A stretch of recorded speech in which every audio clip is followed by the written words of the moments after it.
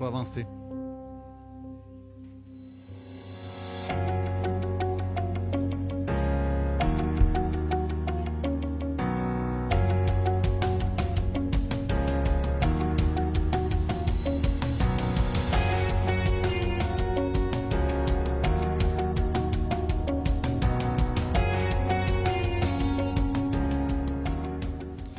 Bienvenue à l'église Bordeaux-Ouest.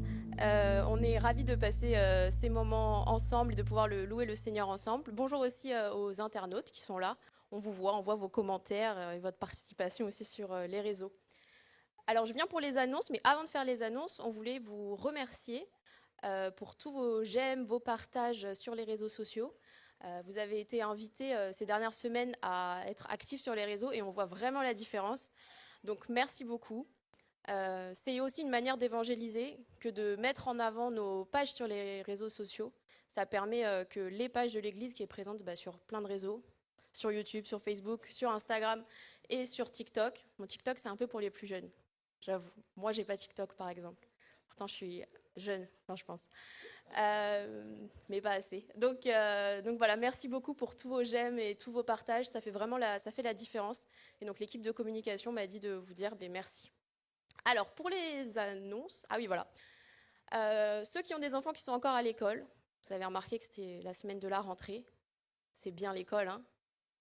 Merci, amen pour l'école. Alors, pour nous aussi, c'est la rentrée. Alors, les enfants et les préados, et aussi la garderie pour les plus petits, reprennent cette semaine. Donc, vous pouvez aussi les amener à la garderie, à l'église. Moi, je le fais. Voilà, donc la reprise des activités.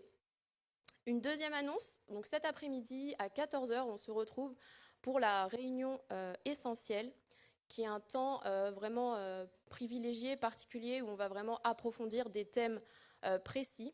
Alors aujourd'hui, le thème, c'est l'inspiration divine de la Bible. Donc quelles sont les différentes théories de l'inspiration? Alors c'est super parce qu'on a Xavier qui est théologien, donc voilà.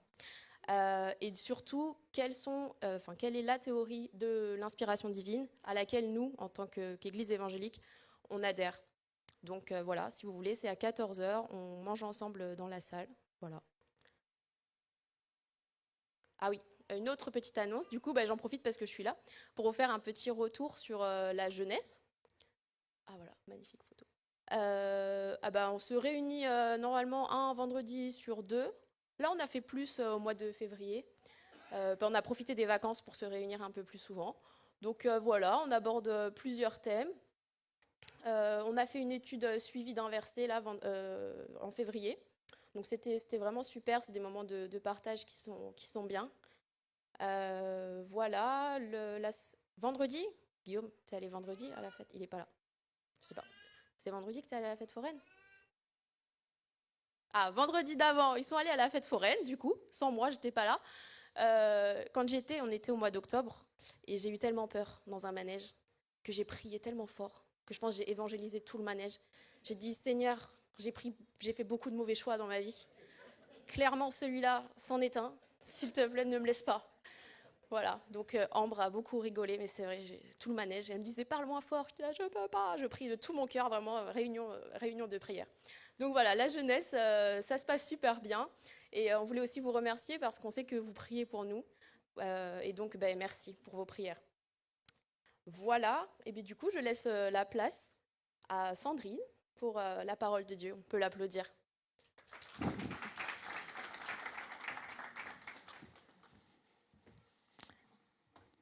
Merci pour vos applaudissements. Merci Xavier. Bonjour à tous et à toutes, à ceux que je n'ai pas vus. C'est une joie de se retrouver ce matin. Alors je vous propose qu'on prenne un thème sur l'amour immuable. L'amour immuable de génération en génération. Alors, on peut se demander ce qu'on entend dans cette expression de génération en génération. Et j'ai cherché et j'ai vu que ça signifie qu'en fait, il y a une transmission dans le temps d'un savoir, d'une tradition, d'une coutume ou d'une habitude On en parlait avec Daniel ce matin. Il y a des codes. Il y a, dans la tradition, il y a des codes qui se transmettent. Il y a des façons de faire, des façons de vivre. Et ça se transmet d'une génération à l'autre. Vous avez observé ? Des fois, ça change un peu. Et il faut faire avec ce changement. Ce n'est pas toujours évident. Et puis, c'est aussi la manière d'exprimer une continuité dans le temps.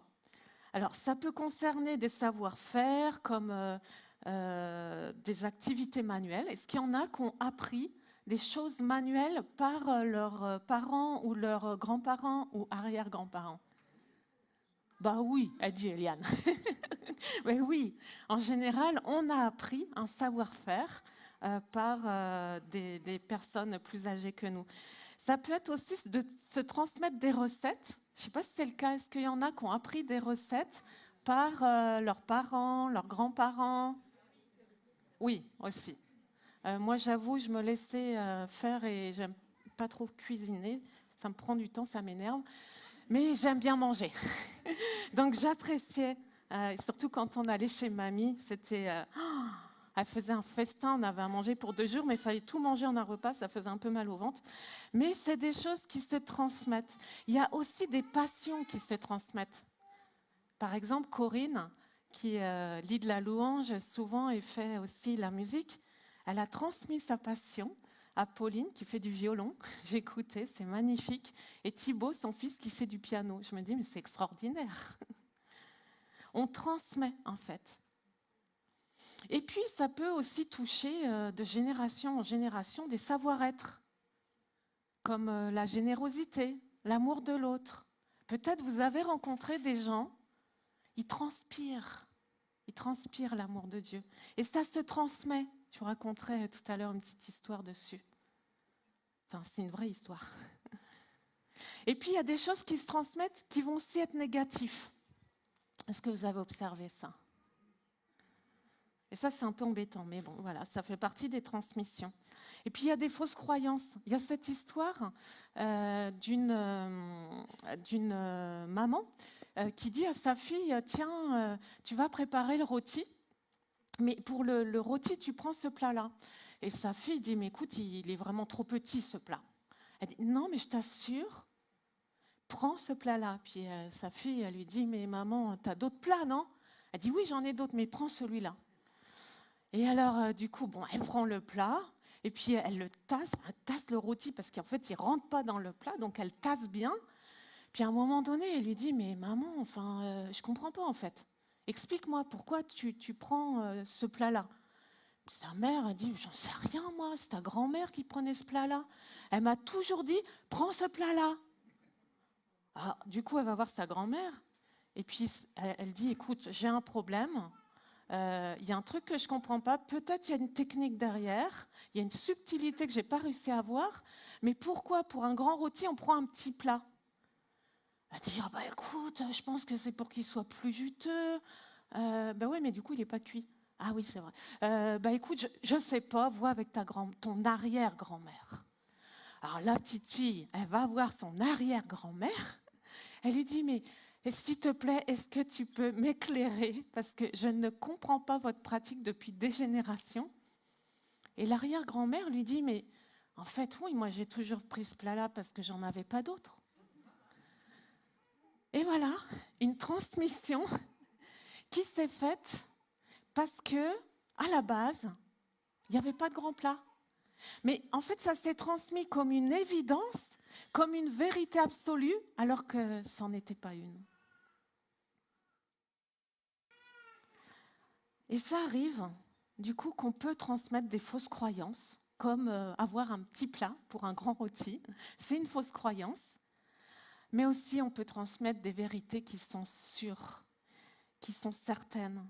Et c'est ce que je suis allée chercher dans la Bible.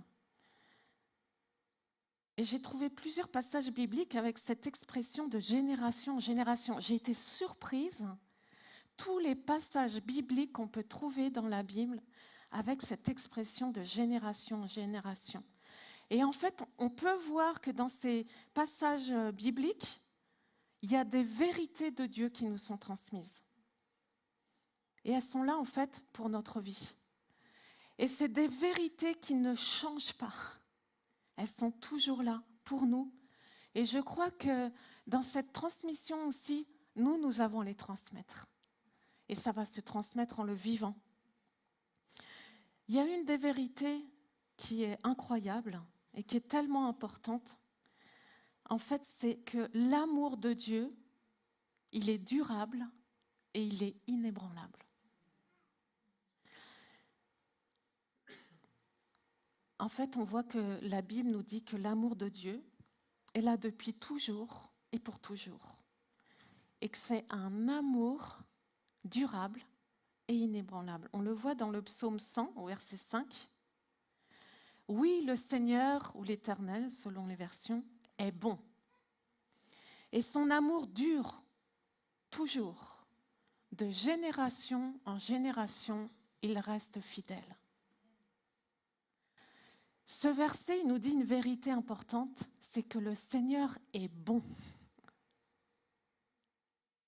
Peut-être vous avez l'habitude de l'entendre, surtout si ça fait des années et des années qu'on est chrétien. Mais je crois que c'est bon là qu'on dise à Dieu, écoute, viens me le révéler à nouveau. Viens me le révéler comme jamais. Quand on dit que le Seigneur est bon, ça veut dire qu'il est bienveillant à notre égard.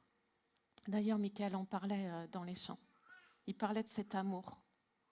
C'est un amour qui est compatissant, plein d'amour. Le verset, il dit, en plus, ça dure toujours.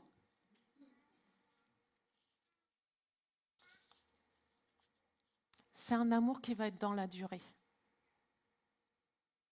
Il ne change pas, il ne fluctue pas, il est constant et il ne nous abandonne jamais.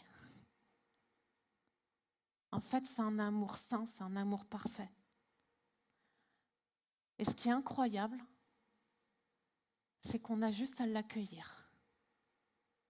On n'a pas besoin de mettre en place des stratégies pour se sentir aimé de Dieu. Il est juste là, il veut nous aimer et nous avons qu'à l'accueillir.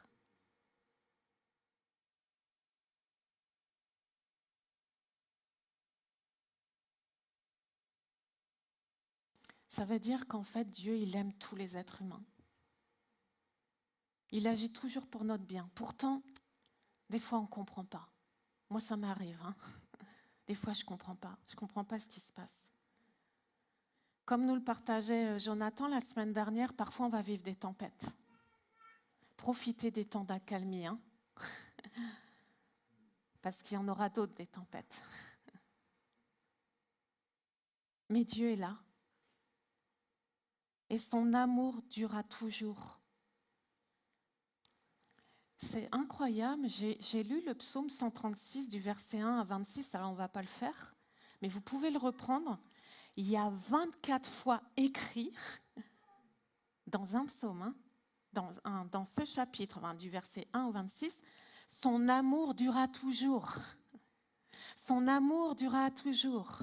Son amour durera toujours. C'est une certitude, c'est une vérité. Son amour durera toujours. Je me souviens de cette histoire qu'on m'a racontée. C'est un petit garçon, il s'appelle Elliot. Et puis Elliot, il est triste parce qu'il ne voit pas souvent son papa. En fait, son papa travaille beaucoup, il est très très pris. Parfois, il arrive à le voir, mais c'est au moment d'aller se coucher. Et parfois, le week-end, parce qu'en plus, il est très sportif, il fait beaucoup de sport. Et puis, un week-end, ses collègues viennent faire un barbecue. Et puis, il entend ses collègues parler avec son papa et il entend les collègues dire oh, « Mais t'es vraiment super, t'es quelqu'un de vraiment agréable. Nous, on aime être avec toi. Quand t'es là, ça se passe bien. » Elliot, il se dit « Mais waouh, ils ont de la chance, ces gens-là. » Et puis, un soir, comme parfois le fait le papa d'Elliot, il vient lui dire « Bonne nuit. » Et Elliot lui pose une question étrange. Il lui dit « Papa, est-ce que tu peux me dire combien tu es payé à l'heure ?» Ça, c'est un code, ça se fait pas. Et là, il dit « Enfin, Elliot, ça va pas, non? Pourquoi tu me poses cette question? Moi, je te demande combien tu as dans ta tirelire. » Ou combien tu as de bonbons? J'ai vu dans ton placard, tu as des bonbons, tu les caches. Puis Elliot, il dit, papa, voilà, juste je veux savoir. Ah bon, il râle un peu le papa, il bougonne, puis il fait, oui, je suis payé 60 € de l'heure. Et puis hop, Elliot, il prend sa couverture et puis il s'emmitoufle dans sa couverture. Et puis un autre soir, le papa, il vient. Et puis Elliot lui dit, papa, est-ce que tu peux me donner 10 €? Il fait, voilà, j'en étais sûre, je t'ai dit combien je t'ai touché par mois, je payais par mois, et maintenant tu vas me demander de l'argent. Super. Ah les gamins, de toute façon, c'est tout le temps là pour en profiter, hein, c'est bien connu. Hein. Et puis un autre soir, le papa vient, et puis Elliot, il dit, papa, tu peux me donner 10 €, s'il te plaît? Et puis un soir, sur plus une fois, en général, ils se voyaient une fois par semaine. Le père, il arrive, il se dit, oui, je sais, Elliot, tu vas encore me demander 10 €. Et Elliot lui demande rien, il soulève son oreiller et il dit, papa, j'ai 60 €. Est-ce que tu peux passer 1 heure avec moi? Et il se jette dans ses bras.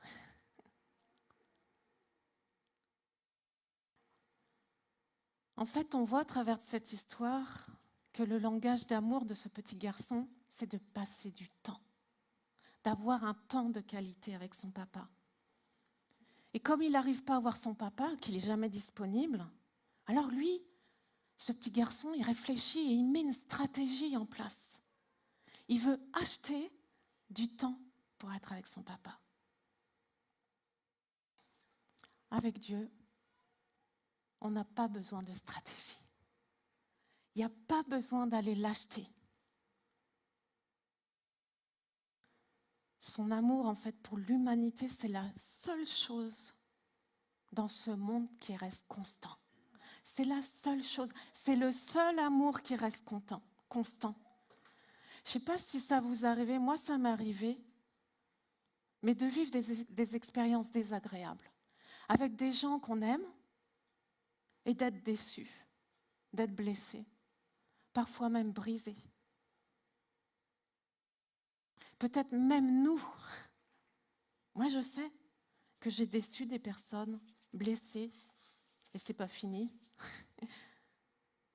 Parce que malheureusement, on n'est pas parfait. Et les relations entre les êtres humains, c'est presque inévitable de se blesser. Mais lui, l'amour de Dieu, il ne change pas. Il dure toujours. Il ne va pas changer selon les circonstances. Il est inébranlable. Et en plus, le verset précise que c'est un amour qui dure dans le temps. Il est éternel. De génération en génération. Ça veut dire qu'il ne cessera jamais d'aimer l'être humain. Je crois que c'est une promesse qu'on a amenée à nous approprier les uns et les autres. Et à bien s'en souvenir, surtout dans les temps de tempête.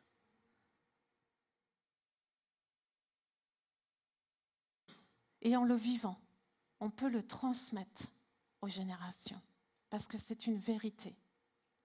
Et la fin du verset nous dit, il reste fidèle. Il reste fidèle. Quoi que tu vives, malgré tes doutes, tes craintes, malgré tes fautes, malgré tes colères, tes cris, il est là. Il entend. Il les accueille. Il t'aime. Il est fidèle. Dans Deutéronome, au chapitre 4 et au verset 31, le texte nous dit « En effet, le Seigneur votre Dieu est un Dieu plein d'amour, qui ne vous abandonnera jamais, ne vous exterminera pas et n'oubliera jamais l'alliance qu'il a conclue avec vos ancêtres. » Amen. En fait, il reste fidèle parce qu'il a conclu une alliance avec l'être humain et tous les hommes. Et cette alliance, elle dure à jamais, de génération en génération. Alors je crois que dans la transmission, on peut transmettre et vivre ces vérités auprès de nos enfants et de nos petits-enfants. ou auprès des enfants que vous côtoyez.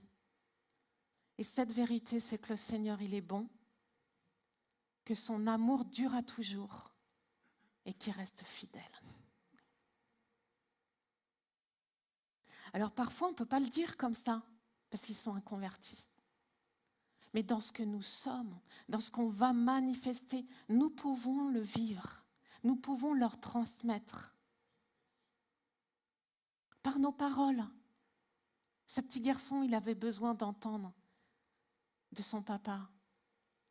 Je t'aime. Je suis heureux d'être avec toi. Oui, c'est vrai, t'as cassé le pot que je venais de réparer. Je t'aime. Alors, soyons des adultes qui prennent le temps d'aimer. Apprenons à connaître le langage d'amour de ceux qui nous entourent. D'ailleurs, je vous ai emmené des super livres. Ils ne sont pas à vendre, c'est les miens, donc vous ne les prenez pas, d'accord? On peut les trouver facilement. On les trouve partout, en fait. C'est même des livres que moi, je peux diffuser dans le cadre de mon travail. C'est Gary Chapman. Vous en avez un magnifique. Alors, il y a les langages de l'amour en général, et notamment pour les mariages. Vous avez les langages d'amour de Dieu, je l'avais présenté une fois. C'est extraordinaire de voir comment Dieu vient nous parler dans son amour, dans la manière qui me convient à moi. Il y a le langage d'amour des enfants. Voilà, si vous vous dites « Ok, mais moi, je ne connais pas le langage d'amour de mon enfant. » Et puis, il y a les langages d'amour des adolescents, qui est encore à adapter. Vous voyez, on a plein de ressources. Il est extraordinaire, Gary Chapman. Hein, c'est un trésor ce qu'il a trouvé. Et je crois que si on va chercher le langage d'amour de l'autre, alors on va pouvoir lui transmettre l'amour de Dieu, parce qu'on répond à son besoin précisément. Et à ce moment-là, on est un témoin concret de l'amour de Dieu.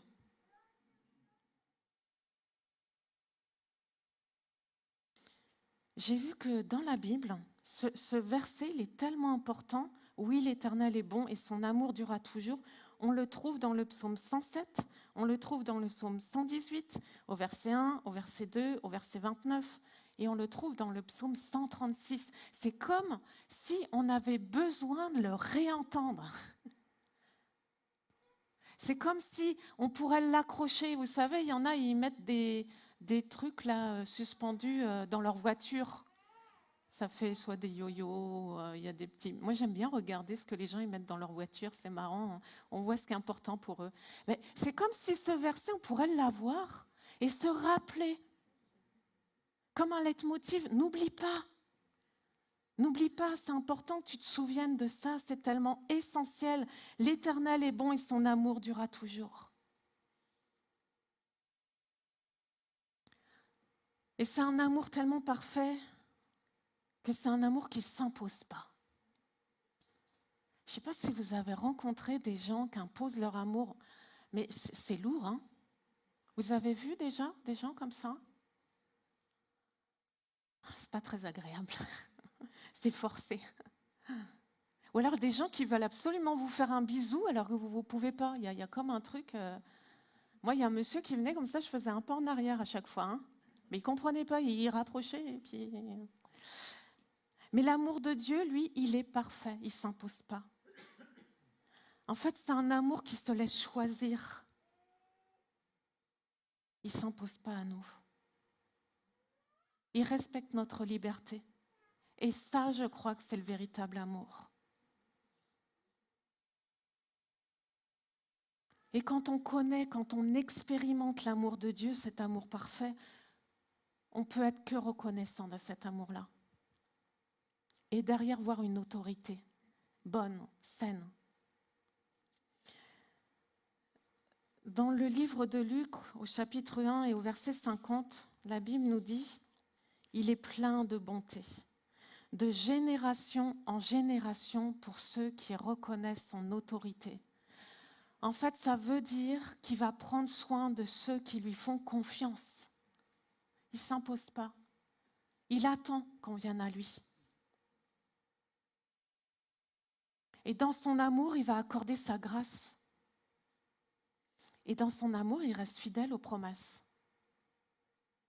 Il y a le psaume 103, du verset 17 à 18, qui dit « L'amour de l'Éternel est là depuis toujours. Et il durera toujours en faveur de ceux qui le craignent.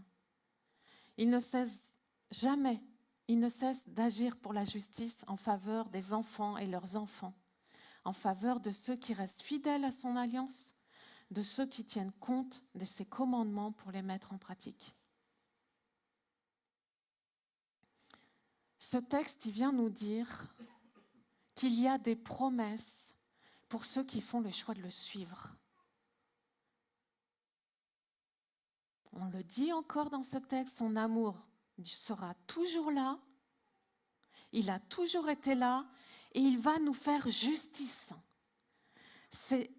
En fait, cet amour, c'est ce Dieu qui est juste, rempli de tendresse envers ses enfants. Et comme il est juste, comme il est plein de tendresse, il nous laisse des commandements pour savoir comment faire, comment agir. Et grâce à ces commandements, en fait, ça va nous permettre de nous sentir aimés et ça va nous permettre de savoir comment faire. En fait, c'est comme quand on élève des enfants. Une autorité bienveillante, elle va aimer, elle va prendre soin et en même temps, elle structure. Parce que l'enfant, il faut qu'il apprenne qu'en fait, il y a des limites. Il y a un pont, tu vois, il y a de l'eau, il y a des limites. Il y a un trottoir, une route, il y a les limites. Fais attention au trottoir. Enfin, à la route surtout. Le trottoir, tu peux y aller. Ça veut dire que par amour, on structure et c'est ce que Dieu fait.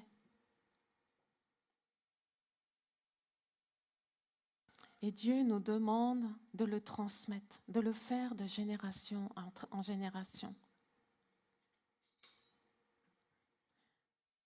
On voit que Jésus, il a laissé un témoignage de vie très concret par sa vie.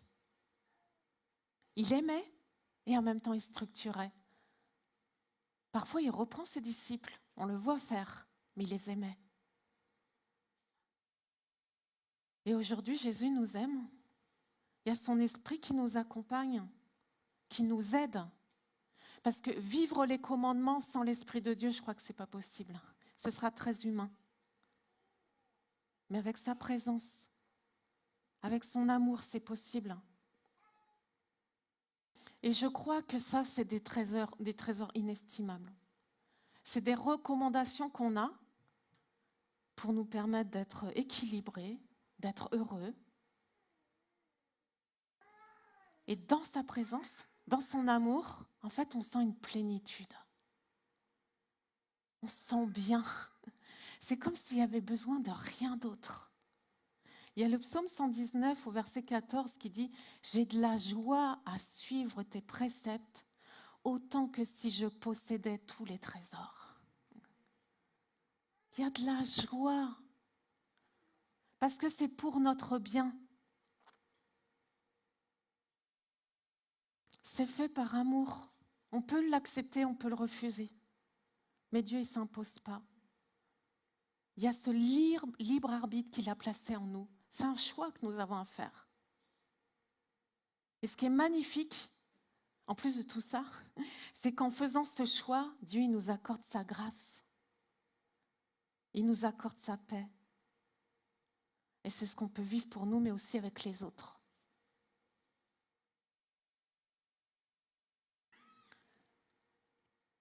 Est-ce que vous avez remarqué que Paul, quand il écrit une lettre, souvent, il souhaite la grâce et la paix. C'était à l'époque romaine, c'était en fait une action assez commune. Comme nous, on se dit bonjour, on souhaitait la paix et la grâce.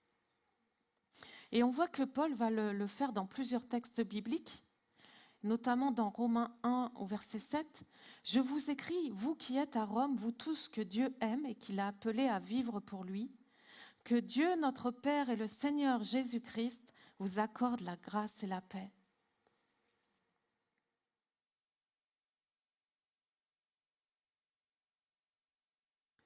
En fait, nous, qui sommes aimés de Dieu, que Dieu aime, on lui appartient, puisque c'est nous qui venons vers lui. On est ses enfants et il est notre Père. Et en tant que Père, c'est ça qu'il vient déposer, c'est sa paix et sa grâce. Et je crois que quand Paul le faisait dans cette façon commune de saluer, la grâce et la paix vous soient accordées, en fait, quand il le faisait, il y avait cette dimension spirituelle derrière. Il y avait une intention.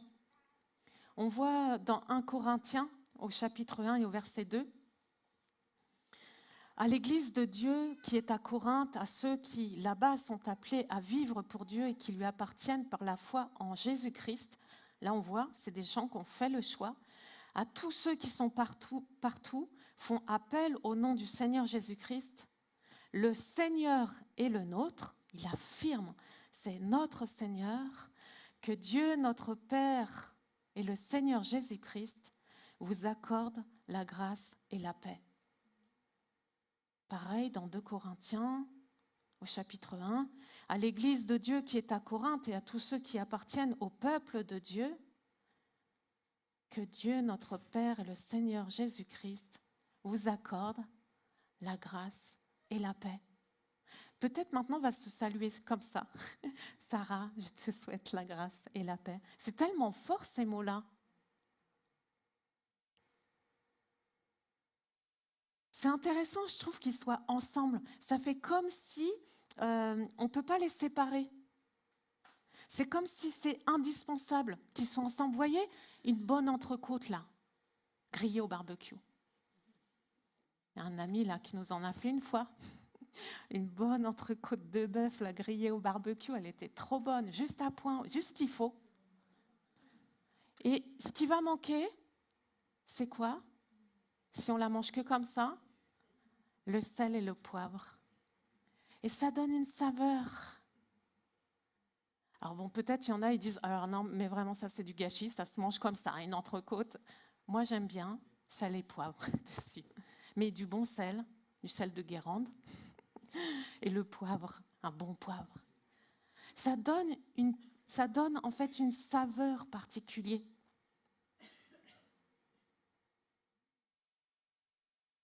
Il y a des gens, vous voyez, qui manquent de grâce et de paix. C'est glacial. Dans la relation, c'est glacial. Alors que la grâce et la paix, en fait, ça apporte plein de bienfaits. Et je crois que c'est vraiment nécessaire pour avoir une vie épanouie.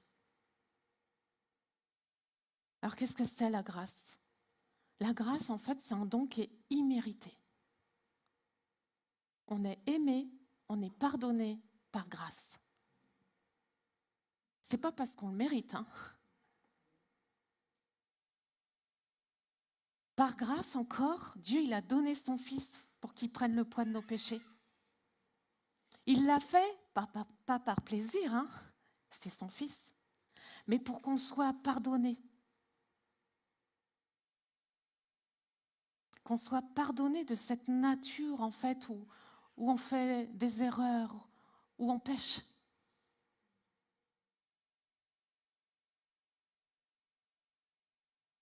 Et si on vient à lui, si on fait ce choix, il nous pardonne.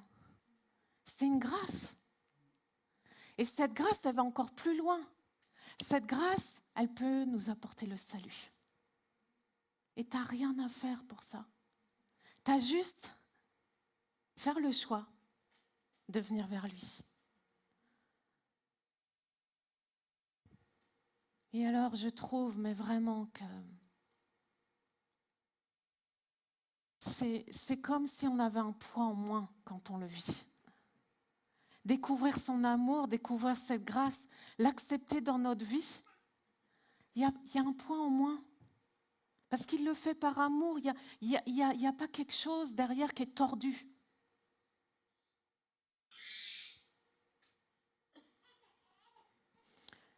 Et quand on vit avec cette grâce, alors on peut traverser les difficultés, les tempêtes. Parce qu'il y en a. On est dans un monde imparfait, pardon, avec des êtres humains imparfaits, avec la maladie, avec toutes les conséquences du péché. Mais si tu viens vers Dieu dans sa grâce, tu peux être apaisé. Tu peux trouver des moments d'apaisement, des temps où tu viens vers lui, et ça fait du bien. Tu peux trouver de la sérénité. Là où je travaille, je vais dans plusieurs lieux, mais j'accompagne des groupes. Et des fois, il y a des gens qui viennent me voir et qui me disent « Est-ce que tu peux nous donner le truc pour être zen ?» Je ne peux pas là où je suis. Des fois, je leur dis écoute, tu viens à la pause et puis je peux t'en parler. Il y a un truc, tu vas voir, c'est hyper efficace. Et c'est pas cher. Et ça peut rapporter gros, vraiment. Je crois que si nous vivons la grâce de Dieu, en fait, on va être plus enclin à pardonner. On va faire plus preuve de bienveillance envers les autres parce que ça ne vient pas de nous. Cette grâce, elle vient de Dieu.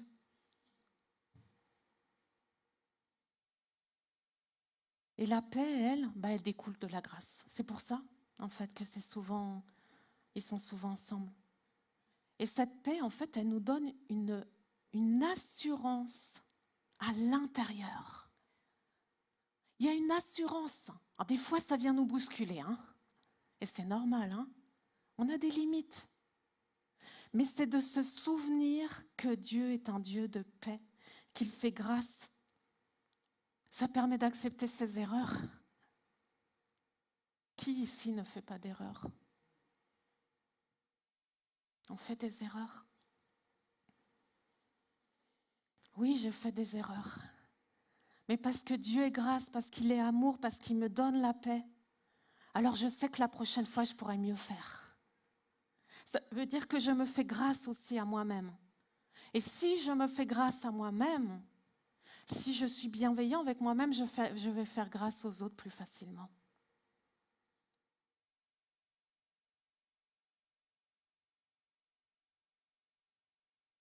Et si on vit la paix et la grâce, en fait, on va avoir des relations plus harmonieuses. Alors déjà avec soi, et je crois que c'est important. Moi, longtemps, j'étais en colère à l'intérieur, et j'ai reçu la grâce de Dieu, sa paix, et le vivre avec les autres. Et notamment le vivre avec nos enfants et les générations qui suivent.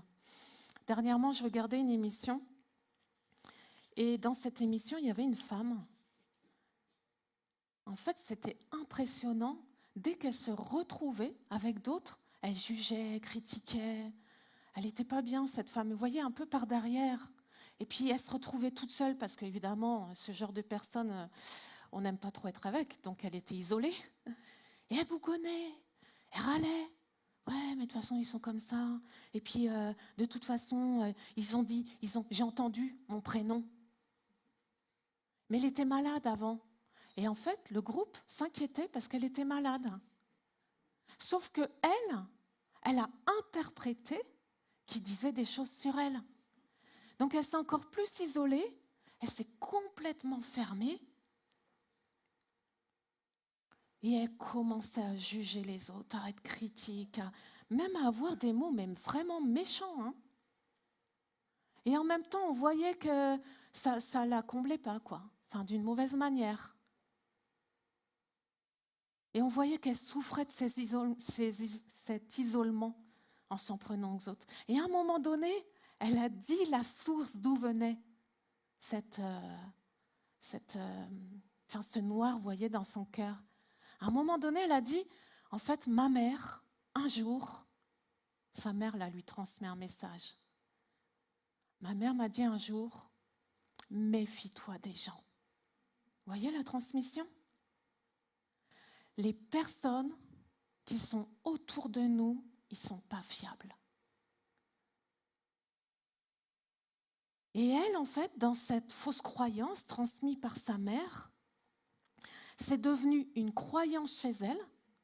Et elle s'est dit, attention, l'humain n'est pas fiable. L'humain n'est pas bon. Et si on parle sur moi, si on est méchant avec moi, alors je m'isole. Je me barricade parce que je ne veux plus souffrir.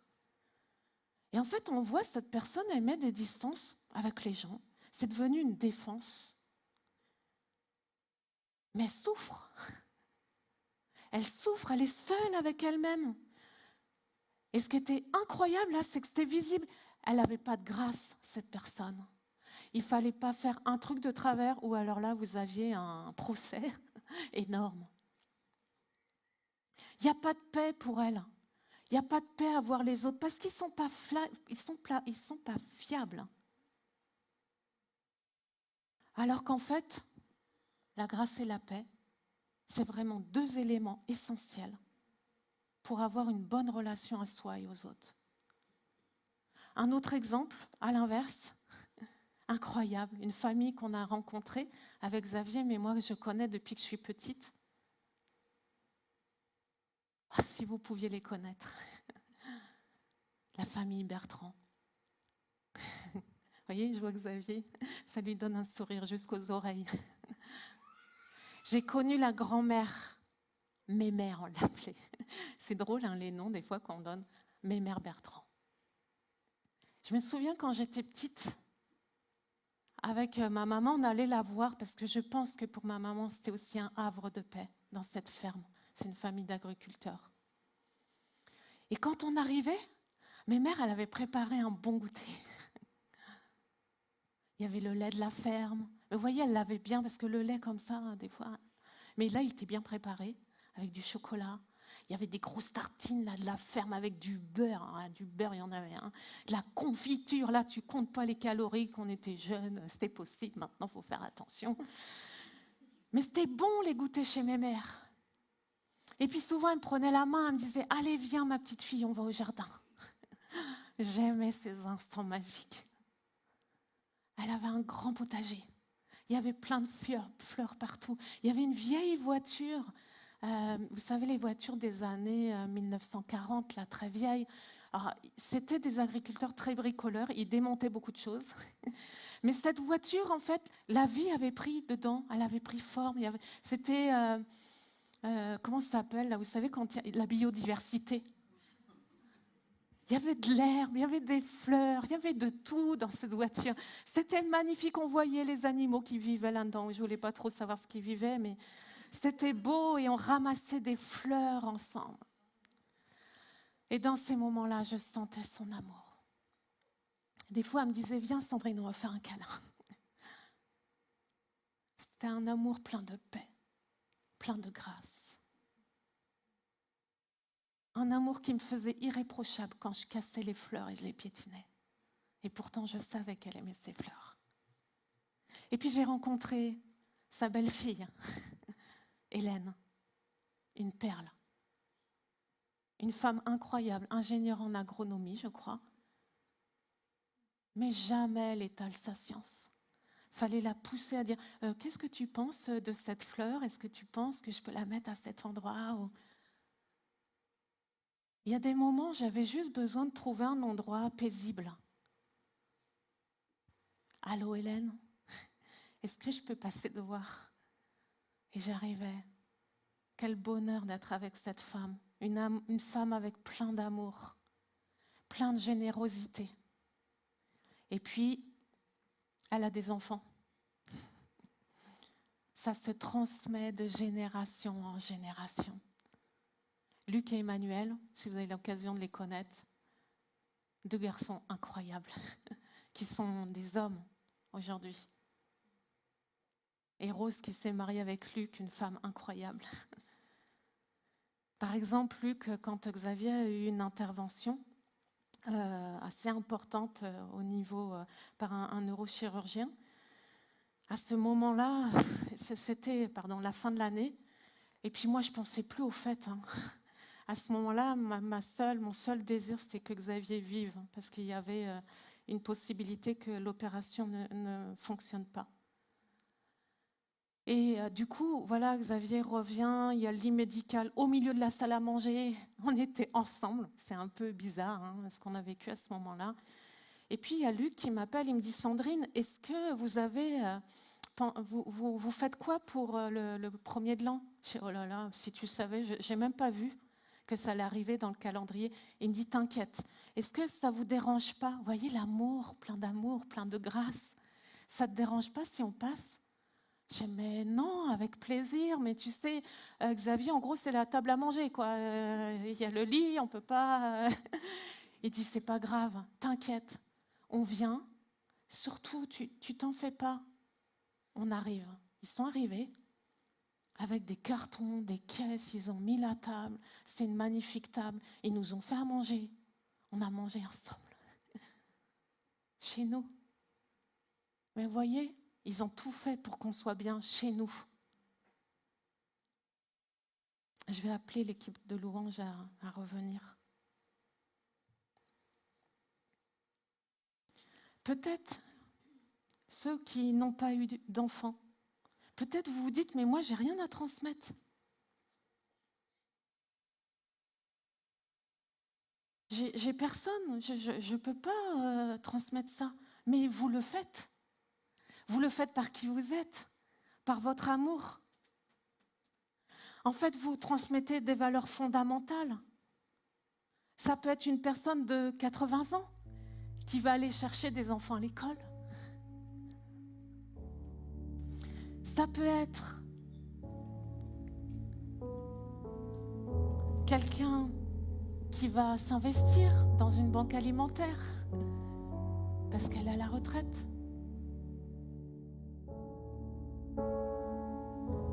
Ou alors vous vous dites, moi je suis vieillissant, qu'est-ce que je vais faire ? Mais vous pouvez transmettre l'amour de Dieu. Ça peut être une femme qui va dans une crèche, qui fait des câlins aux bébés et qui leur lit des histoires. Vous savez, une histoire qu'est lue à un enfant quand il y a de l'amour, ça donne de la profondeur à l'histoire. Je crois que là où nous sommes les uns et les autres, on transpire l'amour de Dieu. On transmet. Parce que l'amour de Dieu, il est durable. Il est inébranlable. L'amour de Dieu nous donne sa paix, nous donne sa grâce, même dans les tempêtes. Il est là. Il ne t'abandonnera jamais. Et je crois qu'en tant qu'Église, on souhaite être une Église rayonnante de l'amour de Dieu. Et ce que nous souhaitons dans cette Église qui est important pour nous, c'est que ça se vive de génération en génération. Nous aimons les enfants, nous voulons prendre soin d'eux parce que ce sont les enfants de Dieu. Nous voulons les chérir, nous voulons les protéger.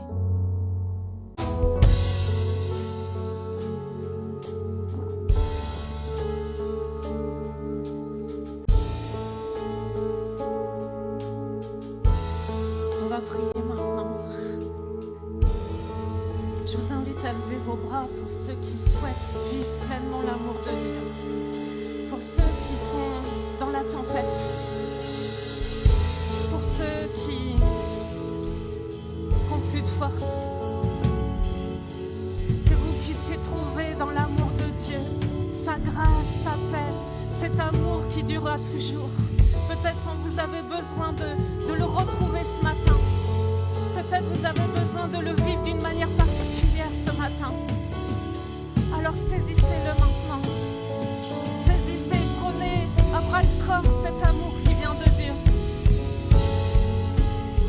Je crois qu'en tant qu'Église, on peut prier pour les générations et les générations, pour nos enfants, pour nos petits-enfants, qu'ils soient récepteurs de l'amour de Dieu, qu'ils accueillent, qu'ils fassent ce choix de l'amour de Dieu. Prions pour être ces transmetteurs de l'amour de Dieu. Sachons les aimer, sachons les encourager. Que l'amour de Dieu, ils puissent le voir en nous. Et que Dieu fasse grâce, qu'il bénisse, qu'il génération en génération, sur ta famille, sur tes enfants et sur les enfants de leurs enfants et sur tous les enfants que tu côtoies.